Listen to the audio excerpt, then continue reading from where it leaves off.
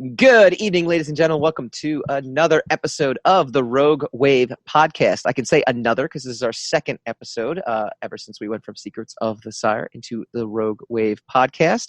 We are the frequency for all things pop culture and the disruptors behind it, talking comics, movies, TV, and pop culture every Wednesday night, 8 p.m. Eastern, right here on the roguewavepodcast.com, which then goes over to facebook.com/roguewavepodcast and twitch.tv/roguewavepodcast. Find our podcasting apps on all the major podcasting apps that you can find out there. So there's Apple Podcasts, Spreaker, Spotify, Google Podcasts, and we'll be up on Google Play very shortly and iHeartRadio very shortly as well. Tonight, March Movie Madness, DC Films edition, Westworld versus Game of Thrones, and the coronavirus kills comics for now? Question mark. I am your host, Michael Dolce, and as always, I'm joined by my cohort in crime, the Lord of the live stream himself, Mr. Hassan Godwin, or as my 4-year-old likes to call you, Hosan Godwin. And he, for some reason, cannot change saying that. Don't know why. How are you doing, sir? It's Wednesday. It is Wednesday, and we're living in the new normal for now. So, over, under, when do you think we're back to like actually leaving the house again? December? Over and under what? Like over under May 1st. Under. Oh, I like, wow, that's optimism. I like that. Over under Easter, which is April like 8th or 9th this year. Over. Okay. All right. So you're giving the mid-April hurrah. Good news for my family, bad news for me. No, I'm saying May 1st. I'm giving the May 1st hurrah, not mid-April. Well, no, you're saying it's under May 1st. It's that we're going to go back to work under May 1st, so before May 1st. Yeah, but that could be April 31st. It could. Well, no, it can't be. Yeah, April 30th. Boom. Look at us go. And you're holding up good. So, one thing I thought of before you answer that question is we hope that we're at least helping you get a little distraction, a little diversion from all the craziness that is going on. We hope you guys are all well. And Hassan, I hope you are well with you and yours are well as well. That's just not so good far grammar, right? Yeah, I'm not. I wasn't going to make a big deal out of it. I'll make it for you. All right. We begin with our opening credits. True news. This is a Hollywood Reporter reporting this. Rosario Dawson is joining The Mandalorian as Jedi Ahsoka Tano. Ahsoka. Oh, Ahsoka? Mm-hmm. Ahsoka. Yeah, Ahsoka. But here's the big question. Could this be a backdoor pilot for an Ahsoka series? First of all, do you have any idea who that character is, by the way? Is that a brand new character? I'm asking you because you're like you are the Jedi master of our podcast. No, Ahsoka is not a new character. Okay, so that's playing from the Clone Wars, right? Yeah, she started the Clone Wars. She was also in Rebels. Okay, see? She's been in a few books, a lot of comic books, and she was actually in episode 9, briefly. Really? She's featured in, yeah. She's one of the voices that Rey hears. Oh, okay. So we don't see her. We hear her. No, you don't see her. But the Ashley Eckstein, who is the voice of Ahsoka, was one of the voices that spoke to Rey. Mm-hmm. Thoughts on terrible ending of Rise of Skywalker. I couldn't hold it in. It's funny, they have that meme going around with the coronavirus, which I think you posted with the from Monty Python, where the guy is taking forever to yes. Where the guy's running. You could literally take Ben from Solo from that last thing and insert him there, and I feel like it would like works exactly the same. Yeah, that's just a bad movie. It just really is. I'm sorry. You know what it is? Again, not to rehash things. It's not a very good Star Wars movie. but it could have been. It's just so unfortunate. Like, it really is that they had no plan. It just isn't. It isn't anything. It isn't an entity. It isn't a real thing. It isn't tangible. It's all pandering. It's all an attempt to make up and appease. It's all trying to fill in story where there was no story in the first place. I know. And it just doesn't. It just doesn't work. But anyway. That's not what one of the topics that we were supposed to be talking about. So. No, it's look, we can do what we want here. That's good. No, I can't. You don't want to get me started on the Rise of Skywalker. The suits aren't going to do nothing for us. Holy we're on God! our own here. I'm so sorry. The suits are all held up in their bunkers right now, so we can do what we want. That's kind of good. All right. So, do you want to talk about Rise of Skywalker? Nah, we'll move on to the next topic. I didn't think so. No, but so let me ask you, just getting back to Ahsoka real quick. Good casting? What do you think? I don't know. Well, I'll have to see her. You know? Yeah. I mean, Rosario Dawson can pretty much do anything. Like, she can do no wrong, right? Oh, she could do plenty of wrong. I mean, acting-wise, she could do... I mean, nobody can do no wrong. Who do you know who could do no wrong? Captain Literal Man? Yes, acting-wise, she can do no wrong, correct? I mean, it's safe to assume, like, she's just solid all around. I think she's capable of playing a character, but who knows if she is capable of playing that character, you know? Yeah.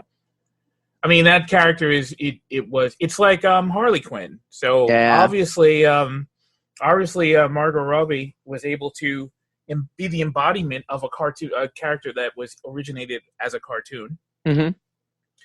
We will see if Rosario Dawson can make lightning strike twice, like Margot Robbie. In her own way, right? Or that's the one argument with Margot Robbie too, right? Is that it's not necessarily the Harley Quinn. It's its own entity, right? And I guess this one's a little different. No, I guess it's not really a little different considering it's the same thing. Pretty much the same thing. It is pretty much the same. It is apples to apples in this case. So the question is it going to be different enough that the fans who are expecting to see their fan favorite cartoon character, in live action, be displeased or not? Will they look at it? Because I know some people have complained that this is not the Harley Quinn that I grew up watching in the cartoons, or this is not the Harley Quinn that I know of. It's not going to be, because it's a cartoon. Like, when you bring a cartoon to life, it's not going to be the same thing, Yeah. The Boba Fett, was not the same Boba Fett from the Christmas special. Boba Fett started out as a cartoon, That's so true. I mean, it is now nobody really, I mean, people only saw the Christmas special once, and they weren't enamored with Boba Fett. He didn't become a household name through that really terrible Christmas special cartoon. Right. Well, actually, cartoon is okay. The Christmas special is pretty bad. So, I mean, when you brought him out in the movie, and of course, that was so long ago. That was 1980, 1979. So, by the time anybody realized what was going on, it was already different. But I'm just saying, when you transfer a character from a cartoon to real life, something's going to be different.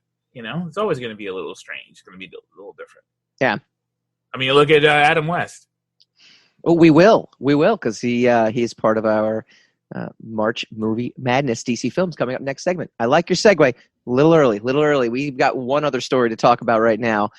Westworld just killed off. You're not going to anecdotally respond to that. You're just going to segue it off. Okay. All right. Fair enough. Yeah. It's exactly what I'm going to do. Westworld just killed off this surviving Game of Thrones character. How did it kill that character? Spoiler alert. This is from the New York Post. That's the headline from the New York Post. Drogon, the largest of Daenerys Targaryen's dragons. Drogon. What is with you in the name? Drogon. Drogon, not Drogon.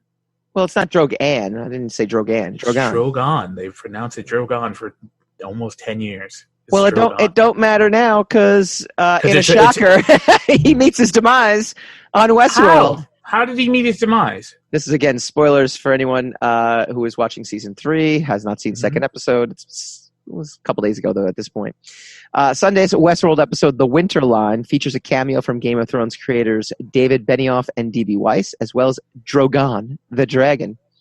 Here's what happens. Season 3 is set in 2058 and follows Dolores, who is a robot, as she leaves the luxury theme park and ventures into the human world. Some characters are still in the park. About 39 minutes into the episode, Bernard and Stubbs, that's Luke Hemsworth and Jeffrey Wright, who are both robots, sorry, another spoiler alert there, are wandering around the lab part of the park searching for Maeve. Bernard is surprised to see activity in the lab with human techs bustling around. I thought the parks were shut down, Bernard asks. Fair question. They are, Stubbs explains. These techs are just waiting to see if they get laid off. The camera then cuts to 2 lab techs behind a glass wall, Benioff sitting in a chair and Weiss standing. They're both wearing the gloves and aprons of a typical Westworld lab tech, and they're talking about possibly taking another job, a startup in Costa Rica. He then picks up a saw-like object, turns it on while muttering something about chopping it up, and walks toward Drogon, who is Drogon, who is lying in the room with them, implying that Drogon is a robot. At the end of Game of Thrones, Drogon was seen flying off with Daenerys' body after Jon Snow kills her. That's right, for surviving all the wars and bloodshed, and after melting the Iron Throne itself, Drogon gets chopped up. Now, Michael, did you see the episode? Yeah. Did you hear the dialogue before he went over to chop Drogon up? I believe so. Yes. I mean, I remember him talking about like taking. To be honest with you, it was such a blink and you miss it kind of moment. That. So you didn't? Did you hear the dialogue? The one that I just said, that they're both wearing gloves and aprons and talking about chopping it up. I did hear that. Why?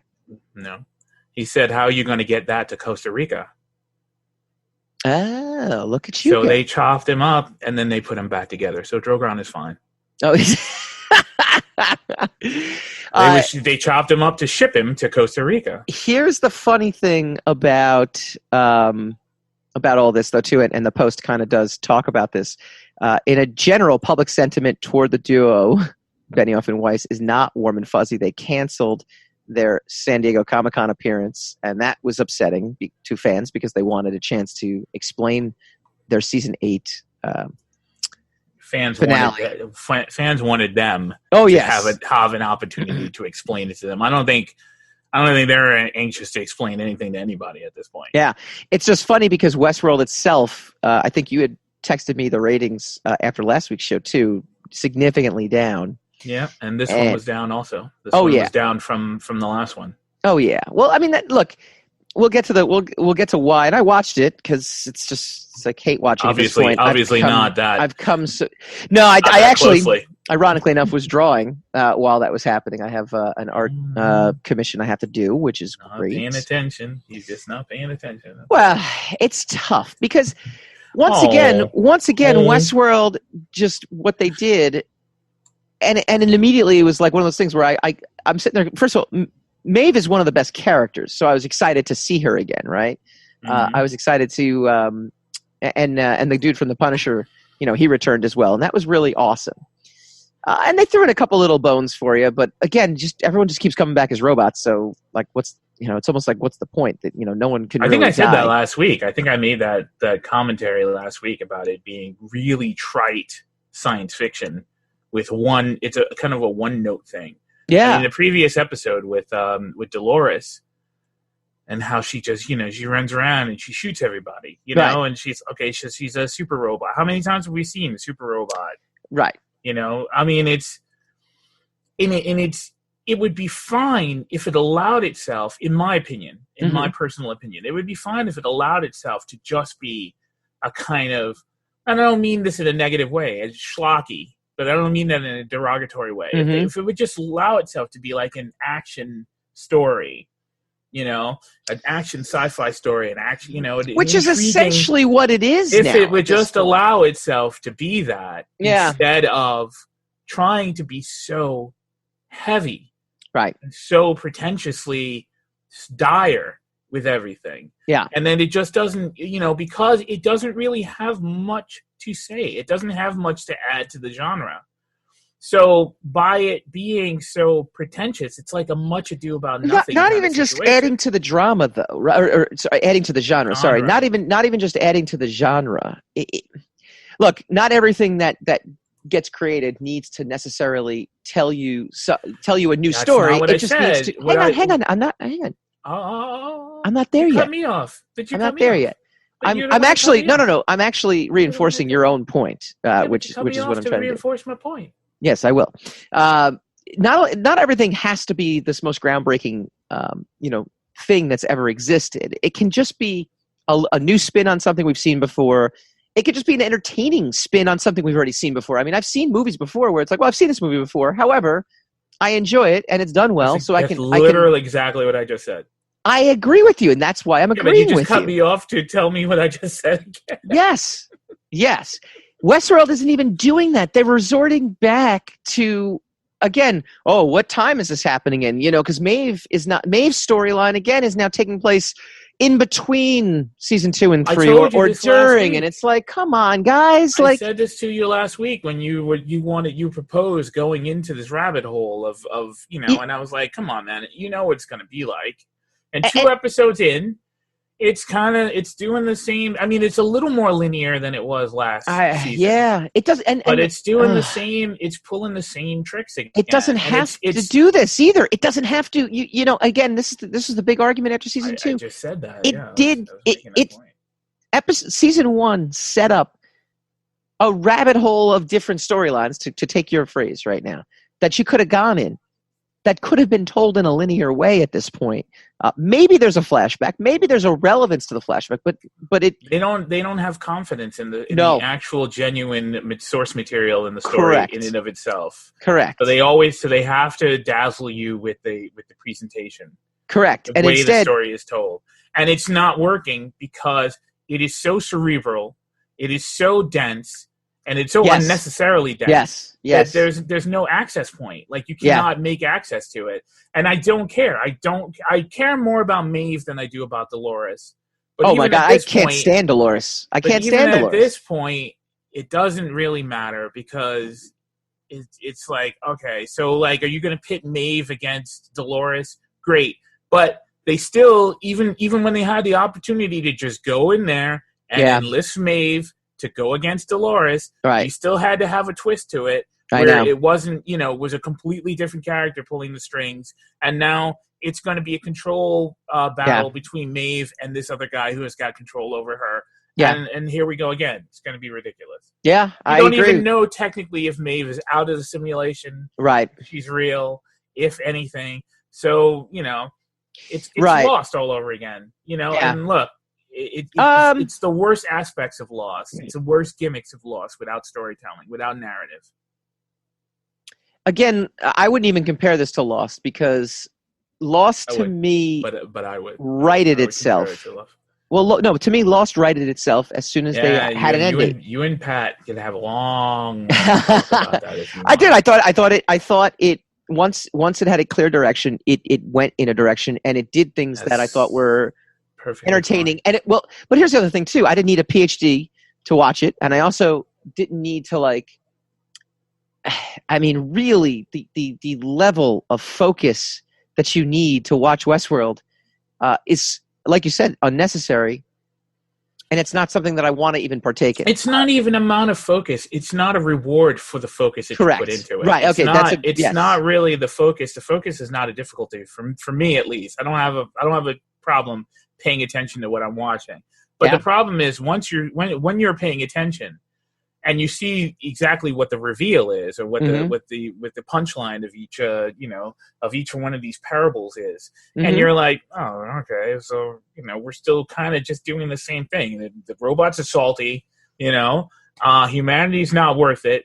It's another, it's kind of like a Ron Moore, Ian, kind of circumstance where the humans aren't really worthy of being saved because there's a certain inherent despicableness to humanity in and of itself. Yep. So the robots are kind of there to be our conscience.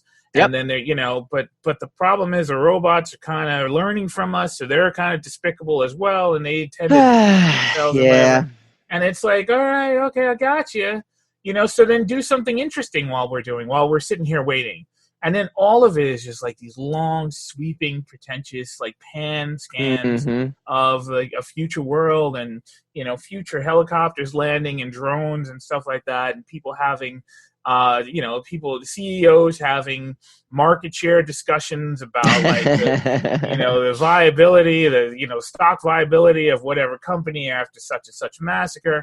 And you're like, okay, so nothing's happening. Right. And I know where all this, if you're a science fiction fan, and I'm talking genuine science fiction fan. You read science fiction, you read Asimov, you read, So read a nerd, Crichton. a science fiction nerd, as opposed to a science fiction geek. If you're a science fiction fan and you read, and you're a reader, so you're versed, unlike yourself, Correct. and you've eliminated me with two. Yeah, you know things. Right, you know exactly where all this is going. You know exactly where each and everything is going.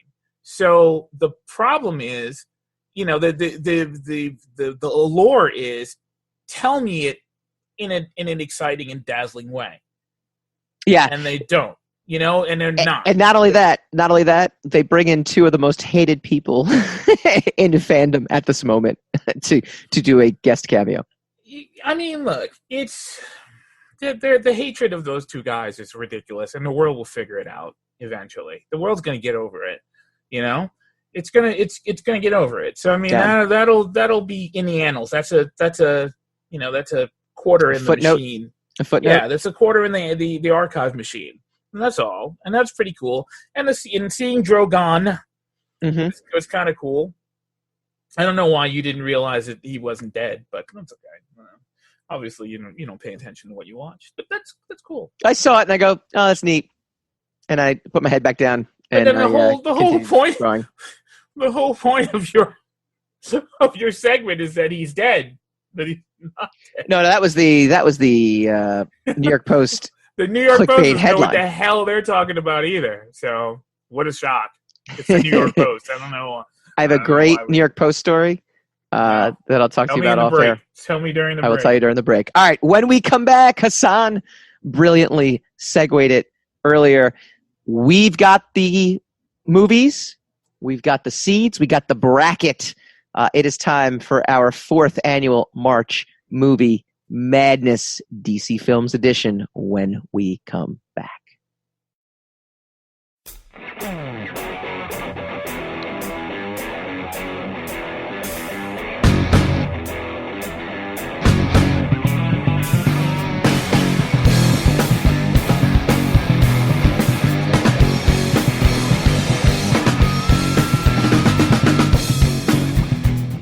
Welcome back to the Rogue Wave podcast. If you previously subscribed to us on iTunes or Google Play or any of the podcasting apps out there that didn't convert over, under Secrets of the Sire, we need you to go do a search for us on iTunes, on Google Play, those two specifically, and find the Rogue Wave podcast and hit the little subscribe button. Really helps us out, and we really appreciate it. All right, we have done this 4 years in a row, back when we were the Secrets of the Sire podcast, and now we are the Rogue Wave podcast. It is our March Movie Madness. Last week, we fielded a team of 16 movies. It's not really a team.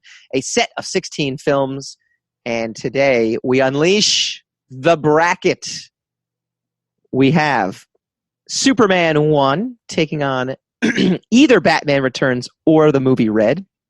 I thought that was actually... Oh, sorry. Hang on. These are not the up-to-date. I will give you the up-to-date ones. It is Superman 1 taking on Batman Begins. It is Aquaman taking on either Batman Returns or the movie Red.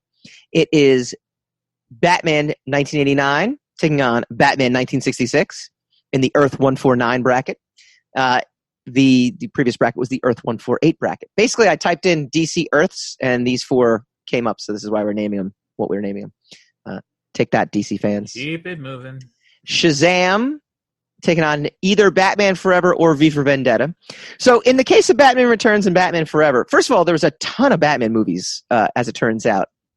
A, that they made, and B, that are actually better than most other DC films, like Green Lantern, for example. Yeah. So in order to thin the herd out a little bit, I thought we would throw that out there. Plus, last week, people noted, hey, where's V for Vendetta? Where's the movie Red? Red was a Wildstorm product, which is a DC Comics film.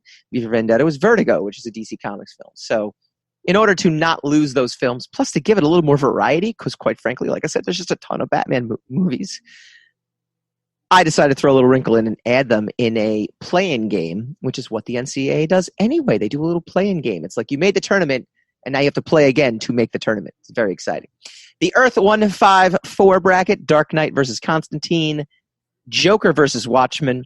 The Earth 1-5-9 bracket, Wonder Woman takes on Suicide Squad, and Superman 2 takes on Birds of Prey. That's the 2-3. Wonder Woman's the 1-4. Dark Knight the 1-4. Joker the 2-3. All right, let's do a couple things here. Let's whittle down some 1-4 matchups. Okay, Superman 1, Batman Begins. Your favorite is Superman 1, so I'm just gonna predict you want to pick Superman 1. But tell me why. Because it's a superior movie. How is it a superior movie? It's one of the greatest comic book movies ever made. It's pretty much one of the first mainstream comic book movies. Mm-hmm. It's done as though it was a real movie, as opposed to a formulaic, like kind of cookie cutter, process of like origin, then quick threat and love interest and stuff like that. It's a very, very well made movie. It's a good movie. Batman Begins, and it holds up if you get past some of the costume. Well, some of the fashion of the day, it holds up to an extent. It's interesting little sidebar. Obviously we're all kind of like cooped up from coronavirus lockdowns in New York, and we put Sesame Street on for my son, and I accidentally put on Sesame Street Classic, and I had to go upstairs, and then I came down, and they were doing Disco D. So it was like from like 1979, and it was a bunch of disco Muppets. So just fun to look back in that era a little bit. And now we will sidebar back over here, or end sidebar. Whenever you're ready, man. We'll go end sidebar. Batman Begins. You can say though. Was the reintroduction of the Batman lore into theaters in a way that kind of canceled out the Schumacher disaster that was Batman and Robin, right? I mean, there is some weight to that film being both gritty and real, being both successful, whereas Batman and Robin was obviously not, and also Tim Burton's Batmans, while always always being thought of and known as some of the best Batman films, Christopher Nolan's Batmans gave us more of the Dark Knight Returns, gritty, down-to-earth Batmans that Tim Burton kind of balanced the two between that and the Adam West, and we'll get to their 1-4 matchup in a minute. So I just throwing out some potential reasons for us to yell upset. If you didn't tune in last week's episode, we can both, at some point in this tournament, pull an upset. That's it. Doesn't matter. You can, Hassan, this could be your favorite movie of all time. I can say upset. I use up my one upset cue, and that's it. It moves on, no matter what. That will not be the case here. We're gonna push Superman 1 along ahead in this tournament, ahead of Batman Begins. But want to give some props to Batman Begins. It was definitely a relevant movie, and again, returned Batman to some non-cheesy prominence. Unfortunately, I agree with you, Superman 1 is a fantastic movie. Last year when we had the superhero tour be our sponsor, I got to do the superhero tour, and we got to pass by the Daily News building where they filmed a lot of that awesome stuff where like Lois is trapped on top and she falls down. It's pretty neat. Give a little shout out to them. All right, 1-4 matchup. This one's an interesting one too. Tim Burton's Batman 1989 versus Adam West, the Adam West led Batman 1966. Your pick to move on. It's not as easy, right? I look, the Tim Burton Batman's great, but there's just, I was like 6 or 7 when I used to watch the Adam West Batman, right? What's the category? Is there a category? Or is it just it's just plain like?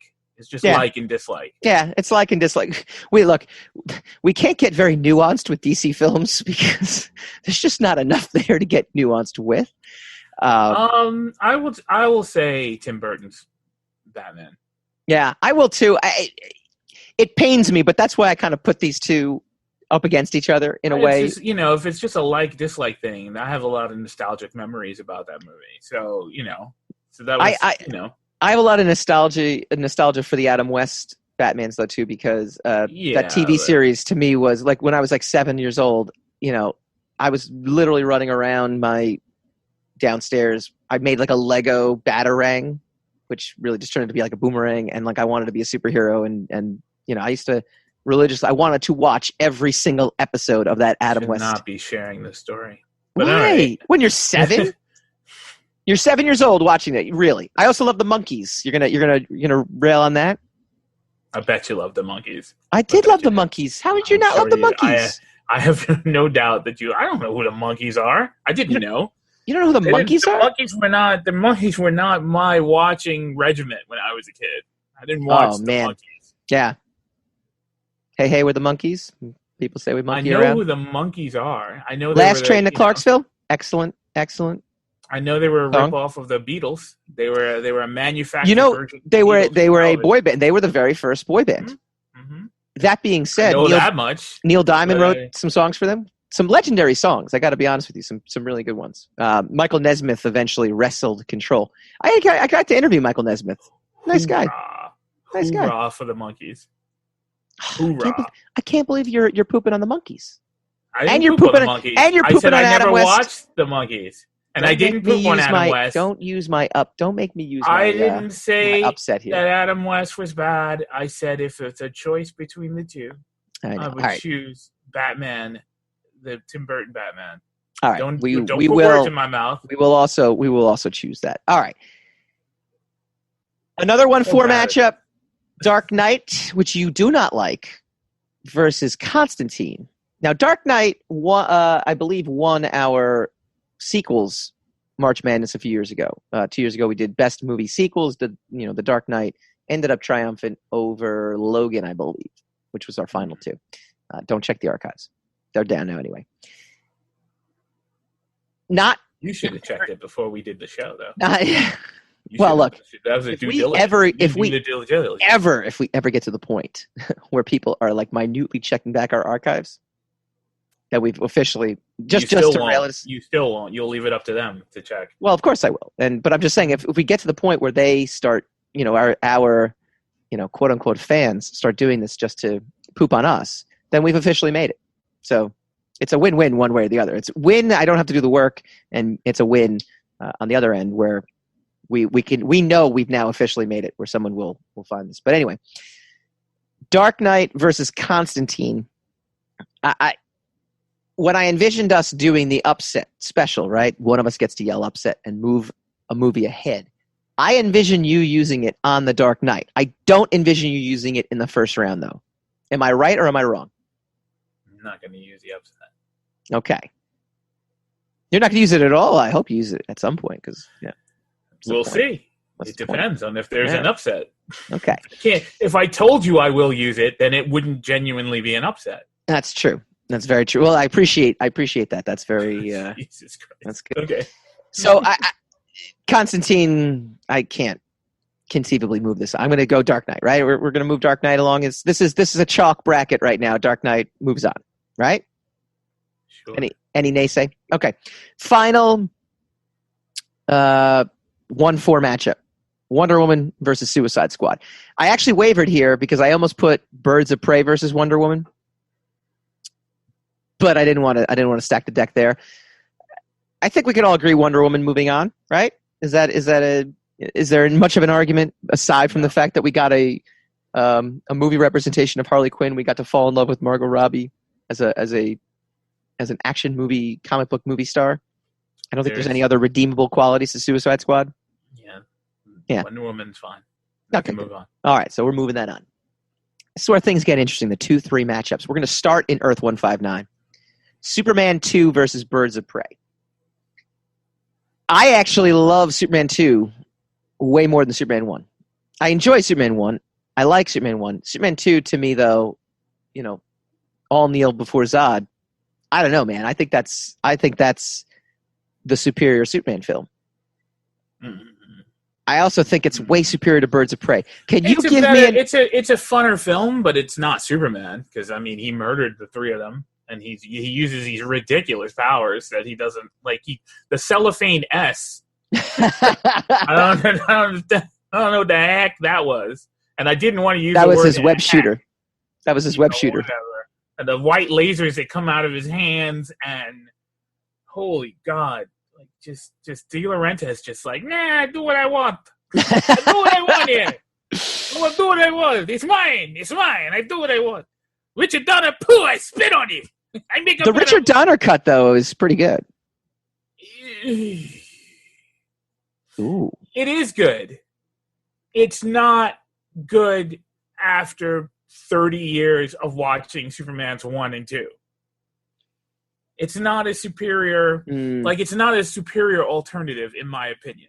It is a better movie, but it's not a superior alternative. James Massia will argue that you are wrong and that Richard Donner do whatever he wants. Hey, it's a free concert, baby. Go do what you want. De Laurentiis was I spit on you too. Is there enough? I spend the money. I make the movie to move Birds of Prey ahead of Superman 2. Birds of Prey really wasn't that great a movie. It's basically Batman and Robin, right? It's just not really that great a movie. It doesn't. It's Margot Robbie. She does a great job. She chews scenery. Mm-hmm. Great experience with her if you're into that character. The rest of the characters are kind of sidelined. Yeah, it's not all that interesting. No. Doesn't have a great villain. I mean, you got Zod. You can't compare Zod to Black Ewan Mask. McGregor. Yeah. Yeah. So, it's gonna have to be for me. It's gonna have to be Superman 2. Yeah. I'm gonna push that ahead too. We will not get our ultimate Wonder Woman versus Birds of Prey moment, which I kind of wanted, but Wonder Woman would have won that too. So, all right, we're moving along. We're doing pretty good here, and you're neutering your entire brand right here by just what? Just talking about your agenda. You got the agenda. You want me to? I did want to see a Wonder Woman versus. Yeah, because of course. Then that's an agenda, and then you also want me to predict my upsets. No. That's an agenda. An agenda. It's an agenda. It has no agenda. It is an agenda. Look at the definition of the word agenda.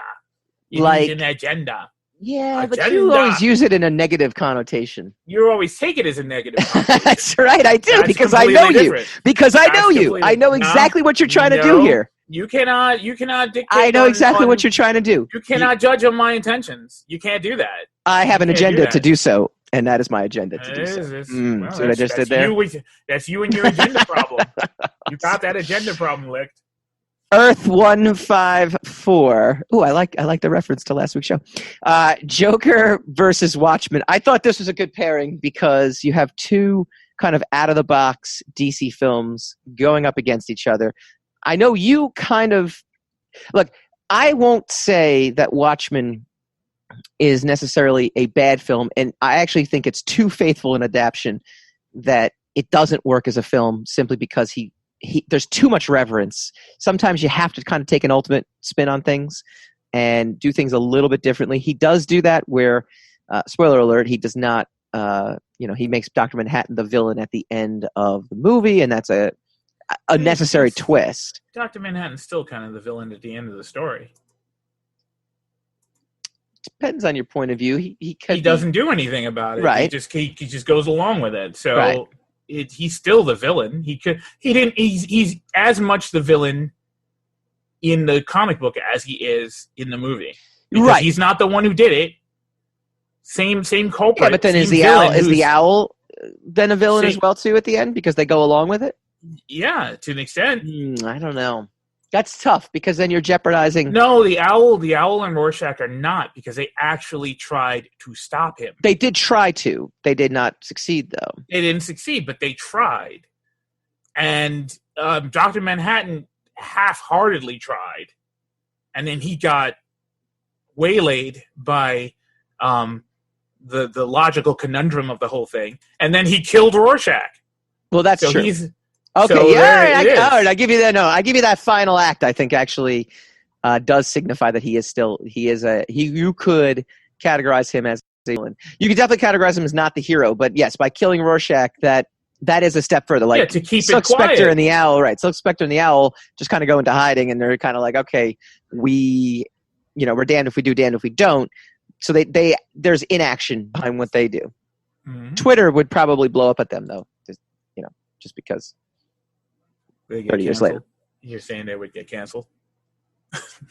All that being said, I think Joker to me almost was going to be a 1 seed. It was between that and Batman 1989 in my mind as a 1 seed. No, maybe even Superman 1 as a 1 seed. Joker is a force to be reckoned with. It also has an Oscar under its belt for Joaquin Phoenix. It's not a movie I ever want to see again, but I appreciate what it was and the experience of watching it versus Watchmen, where I don't. So I would personally say Joker moves on. What's your move in this one? Hell no, Joker. You go Watchmen over Joker. Hell yes. Ooh. Joker is the same situation as what we were talking about with Westworld. It's the same trite, cookie cutter story told with some dressing on it. You put it in a new context of what if it was a character that we're familiar with. What if we made you feel sympathy for the Joker? And we told you the same sad story about someone who's getting kicked around and then finally takes the law into their own hands and still punches down. It's ridiculous. I don't necessarily agree with that, actually. I really don't. Of course you don't. You didn't agree when we were reviewing the movie. I don't agree with that. I don't agree that it's a better film than Watchmen either. Like, I just don't. I think Watchmen just falls. We're not talking about what's a better film. We're talking about the films whether we liked it or not, right? That was the parameter. But I mean, all right. I agree with that, but I think so. Like, I don't personally feel it was a better film. I liked it more than the Joker. Which is why I can't come with you, even though you're very strongly going to edge it towards that direction. Well, I'm going to give Joker the edge because it is the favorite. It's 2 versus 3. Plus, it's got the Oscar under its belt. Plus, it doesn't have Zack Snyder's. Those are requisites that are outside of the parameters of your story. But Hassan, I'm going to sit there and say I like Joker, you like Watchmen, so we're at a standstill. But I mean, it's got to be your convictions have to be strong enough. It can't just be like, oh, well, I'm going to pad it with because I'll just talk about box office or I'll just talk about nostalgia.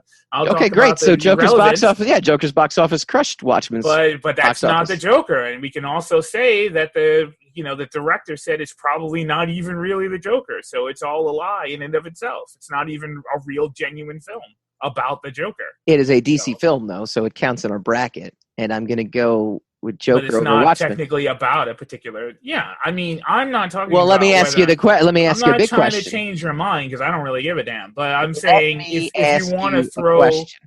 you want to throw in all these other parameters that would edge the argument in your favor, then there's other things I could throw in also. That don't hold up, but yes, you could. Let me ask you a question. Hold up. They're what the director said. Are you going to use your upset here? I don't give a damn about the upset. Go ahead. Are you going to use your upset here? I don't care. I mean, it's not like I don't care about the game, but I don't care enough about Watchmen or the Joker to pull a trump card. You do what you want. It's an upset, not a trump card. We are an apolitical show. All right, we're going to move Joker ahead because it is the favorite, so it's going to get a little advantage. Like we're a little funny. That's all. That wasn't a joke. That was not a joke. It was.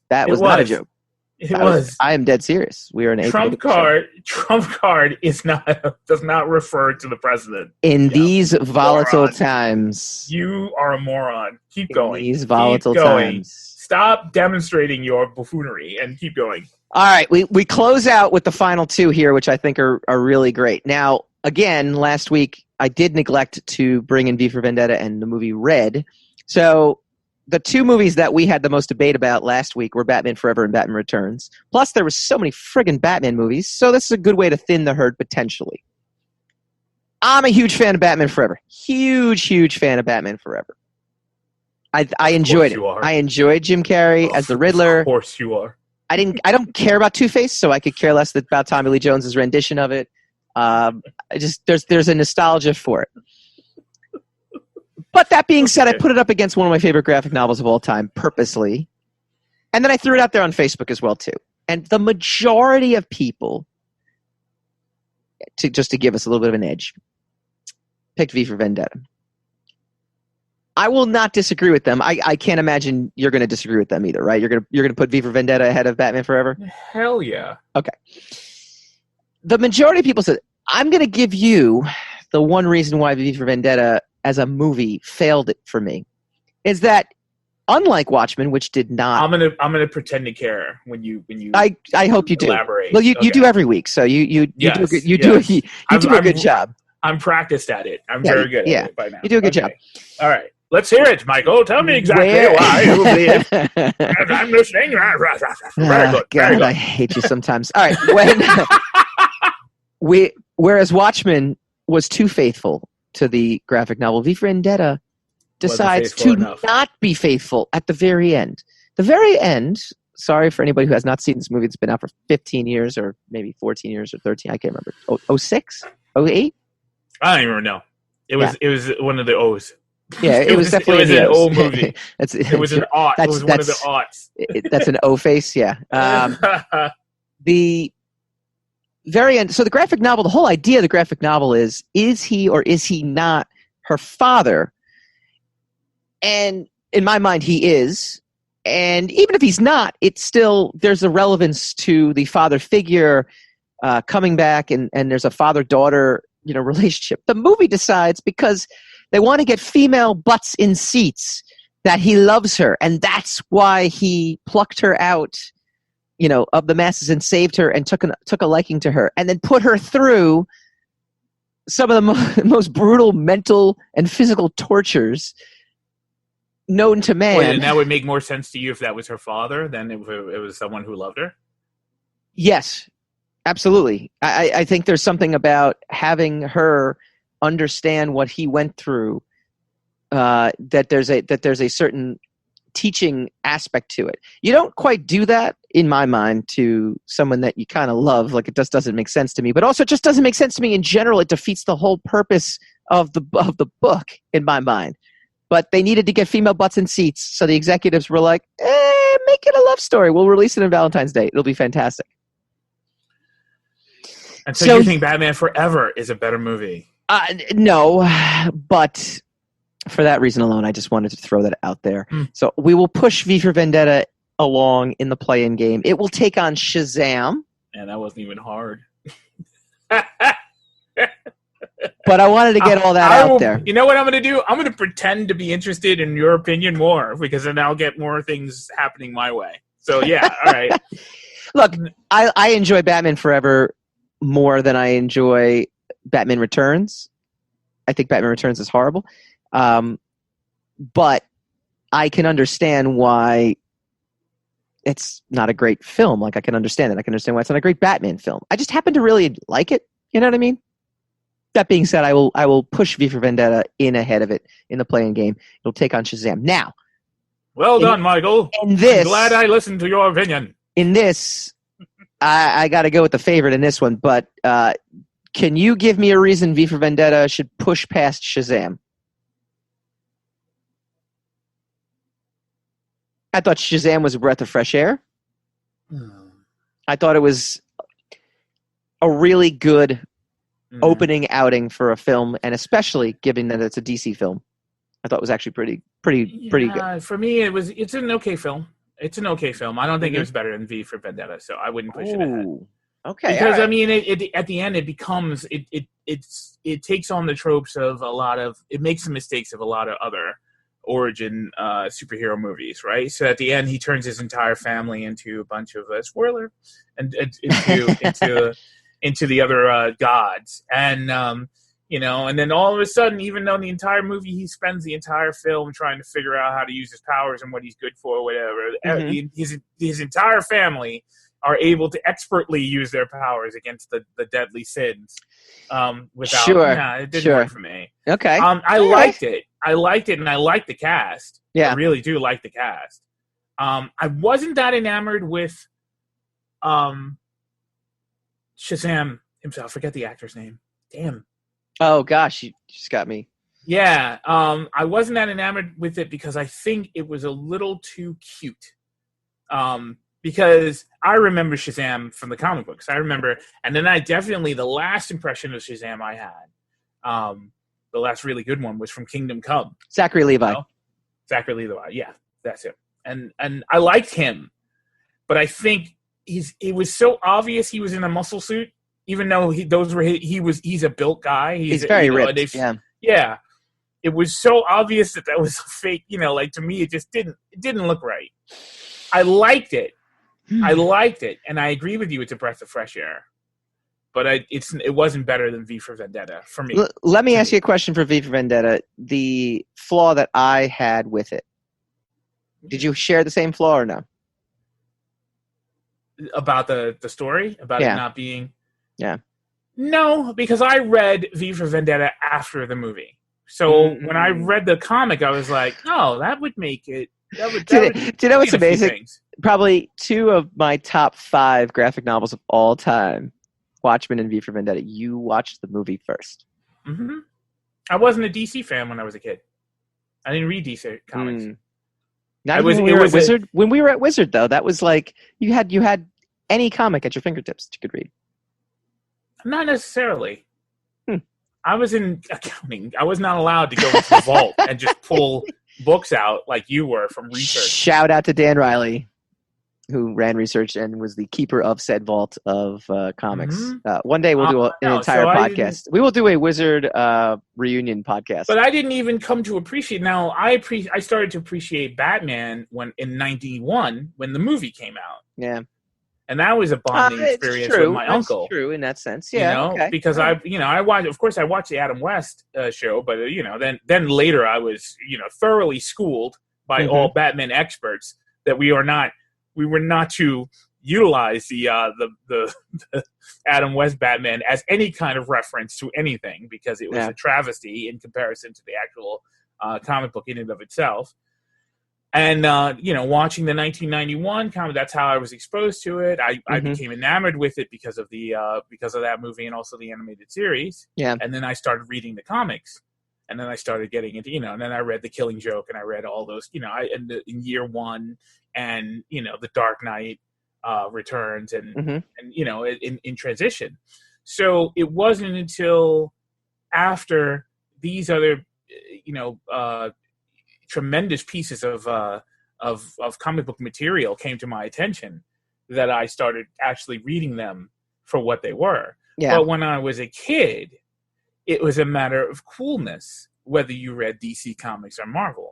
That was a profound interesting. That was a profound thing. It was definitely you were either a Marvel guy or a DC guy. You could not be both. Don't you miss those days? Not be both. No, the simpler because it was ridiculous. It's kind of stupid. Wait, and I'm still partial to Marvel. I am still partial to Marvel comic books, to Marvel. You mean stories. That the stupidity of youth that has now translated and seeped its way into social media it hasn't gone away? Oh. No, it has, because I don't think that it is. I still love those. There's a place in my heart that's a little deeper for the Marvel stuff. But I love the DC stuff. I'm not going to deprive myself of any comic book property just because of some stupid label, because of I hear. All right, we will. You've convinced me enough that we will push V for Vendetta into the Elite 8. All right, we will push it away, mainly because Shazam is a fun movie and it's a breath of fresh air.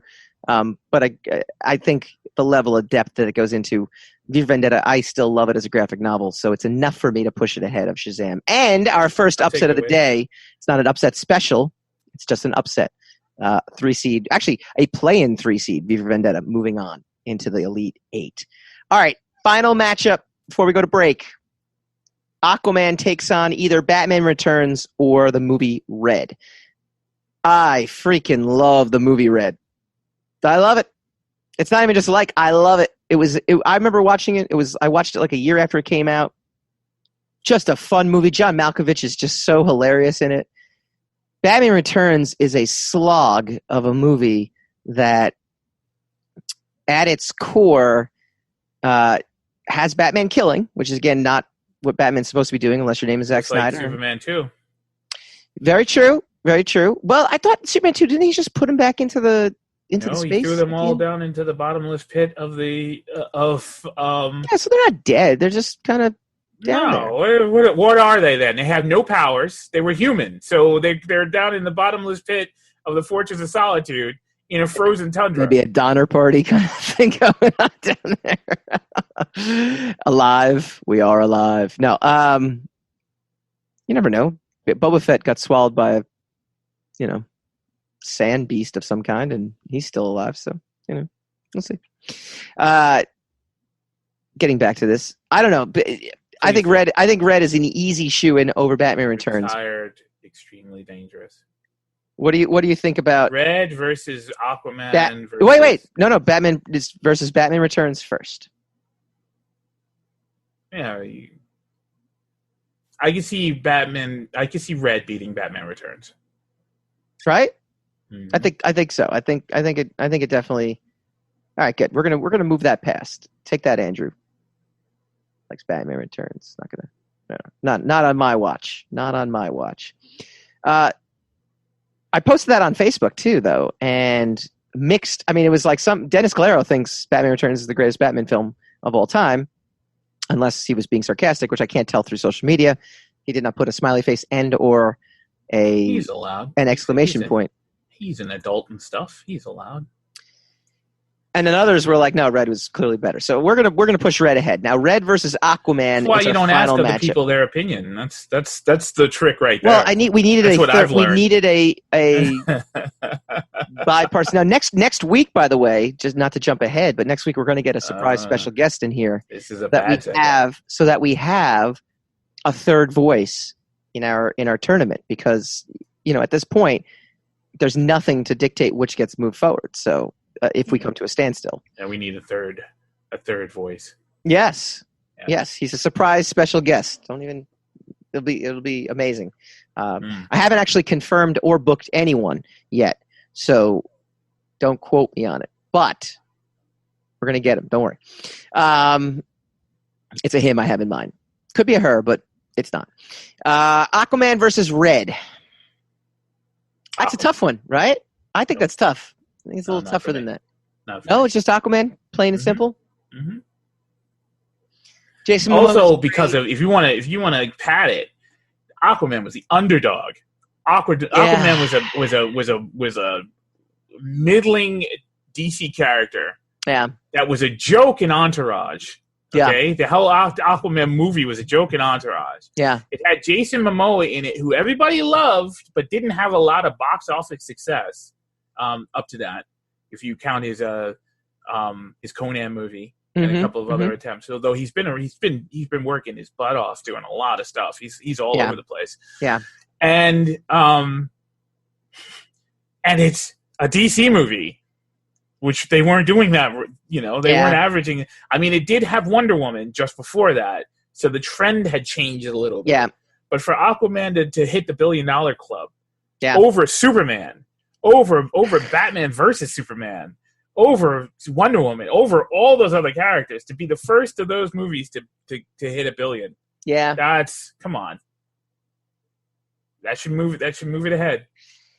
I actually was going to move it ahead anyway. I look, Red kind of has an unfair advantage in that, sure, it's based off a comic book, so it's Road to Perdition, right? Yeah, and we don't put that on any list. It's not as if Aquaman had much to overcome, and for James Wan to have pulled it off, I think it's without a doubt. All right, so we had two minor. Well, I wouldn't even call it a minor upsets. We had Red over Batman Returns. We had V for Vendetta over Batman Forever, but then V for Vendetta stunning Shazam to move ahead in our tournament. So the Earth 148 Elite 8. The Earth 148 matchup in the Elite 8, I should say, is Superman versus Aquaman next week. The Earth 149 matchup is Tim Burton's Batman taking on V for Vendetta. That's going to be an interesting one, I think. Earth 154 bracket, because I have an agenda, Dark Knight versus Joker. Oh, that's a good one. Oh, that's a good one. Earth 159 bracket, Wonder Woman taking on Superman 2. We'll throw some stuff up on social media as well. So you can follow our personal accounts. You can follow the Rogue Wave podcast on Facebook. You'll be able to vote as well in these tournament things. So we will allow some fan influence in our tournament. When we come back, is this the end for comic books as we know it? We go spinning the racks when we come back.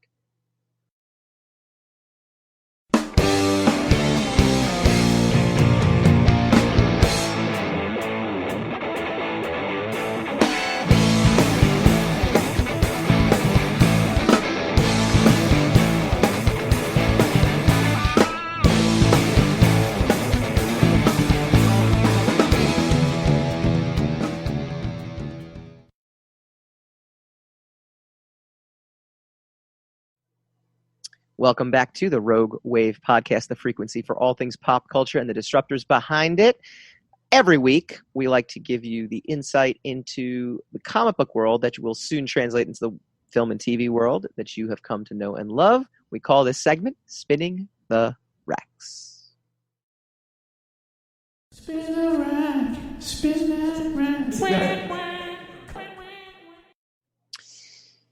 Coronavirus versus comics. Diamond's Steve Geppi confirms closure. No new comics after this week. This is actually a sad story, and we've steered clear of most coronavirus stuff at this point, mainly because in the entertainment world, aside from theaters closing, aside from New York City being on lockdown, there's not really much new information in terms of movie delays or anything like that. I mean, we don't, there are no movies. Right, exactly right. The only confirmed delay I can absolutely say is that, or confirmed cancellation is MegaCon. I will not be appearing at MegaCon in April, as it has been moved to June, and so I'll not be appearing at MegaCon at all, actually, because I can't make that weekend. So, but Bleeding Cool broke the story that Diamond Comics was closing its doors for the foreseeable future for all new product as a result of the coronavirus pandemic. Steve Geppi, chairman and CEO and founder of Diamond Comics, just confirmed the news with the following statement, in which he confirms that product intended for sale in April and beyond will not ship to stores in North America. It will be this week will be the last week for the foreseeable future in terms of getting your new comics. I actually got an email from my comic book store, Comics Warehouse, that I've been going to them since I was a kid. Really, they're sitting in dire straits right now. He's like, I really don't know. He says they think maybe April, will be a kind of a closed door, but then maybe by mid to late April they'll start shipping comics again. And they're a New York-based store, so they're not essential. So they're kind of closed after Governor Cuomo, kind of closed any non-essential. Yeah, business. Shut the whole state down. Yeah. Yeah, and we're not arguing with it. There was a necessity for that. It just, getting the email about they don't know if they're going to open their doors after this is kind of jarring, to say the least. I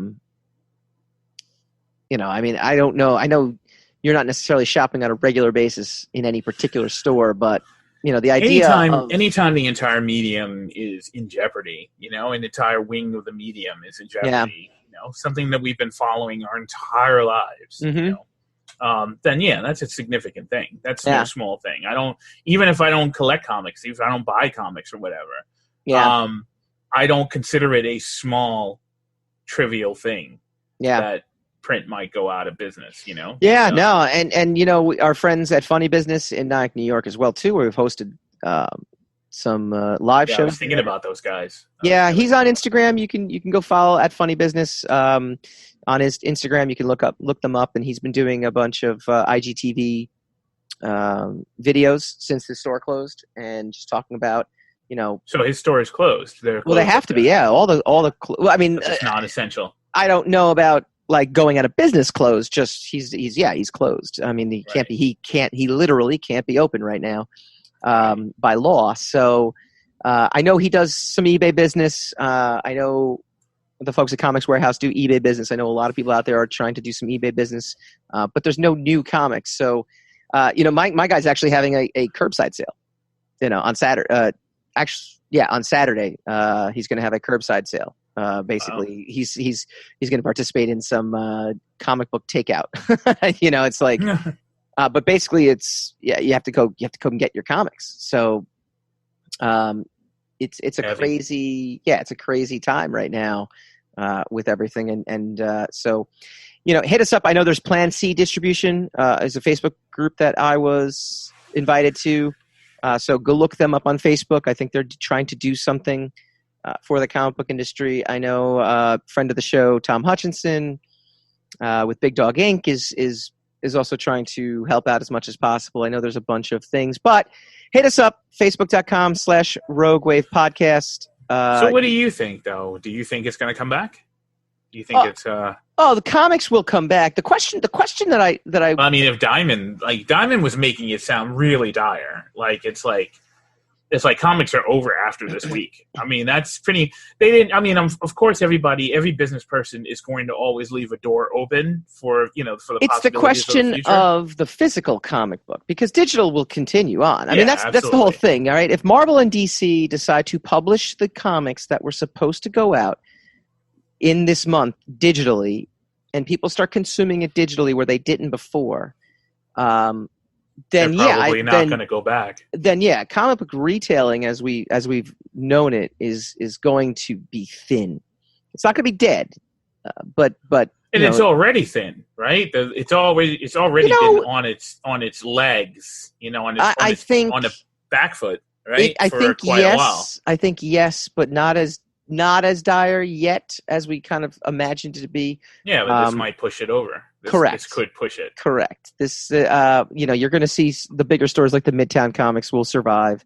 Forget who the they're comic store selling in Colorado. more than just that, Of course, yeah, of course. I mean, you're also going to see things pop up, which Joe Mulvey and I always had the idea of doing the, comic book /bar, where it's comic book themed, and it's, there's a pizza place actually in Brooklyn called Villain's Hideout, and that's what they do. They have comics everywhere that you can sit down and read while you eat and things like that. Nice. Like there's, I think that's where you're going to see it's going to be more of a novelty. But the digital age, is upon us now. It's interesting too because Image Comics released a statement saying they're not going to release anything in this month because it would be too much for retailers who can't open their doors. And they also, they're cutting back a lot of their line just to kind of help the retailers out. So, right. But it's interesting. I mean, you have companies like Vault Comics. You have companies, like an Image, a Zenescope. Like, if they're not shipping new comics, are they going to survive? Like, how are they going to survive? They going to, you can't fault them for selling their stuff digitally. At that point, you can't fault them for saying, well, no, we're going to print these issues up and we're going to ship them out, via our website. So if you like it's a very interesting cross section. The thing that's most interesting about all of this too is the villain we're facing here is not a country. It's not a, it's something that. I think Hollywood Reporter put it best. I was reading an article, and they're like, this is both a scary and a boring time. It's scary if you're in New York City. It's scary if you're in one of these hotbeds. If you are in Middle America, which hasn't gotten hit by this just yet in the same level, there's a lot of, contention about, well, we're putting ourselves in this position, but we are putting ourselves in position to prevent something major from happening. So it's, there's just this – it's such a mixed bag that, that this villain that we're facing is invisible to us in a way, right? I mean, it's such a... That's what contagions are. I know. So anyway, like I was saying before, if you know of any way to help your comic book retailer, please let us know. We will pass it along next week in our Spin the Rack segment. You can hit us up at facebook.com/Rogue Wave Podcast. You can also email me, sire@mikebooks.com, MIKE-books.com. Happy to spread any kind of information that can help the retailers in jeopardy. We are here to help. Hassan's personal information, I will post his exact address, directions to it. Yes. How to bypass how to bypass the security at the front door. Everything. I'll whatever is going to help us. Whatever's going to help us. All right. Hate to end on a downer. Like I said, we try to give you a diversion. Hopefully we did that. Next week we will continue our March movie madness. Plus, Bloodshot hit VOD, so we will give you our take on the Bloodshot movie that didn't quite, fail. that didn't fail to launch. It just picked the absolute worst week to try to launch in theaters. So we will give you our take on the Bloodshot movie next week. We'll see you then.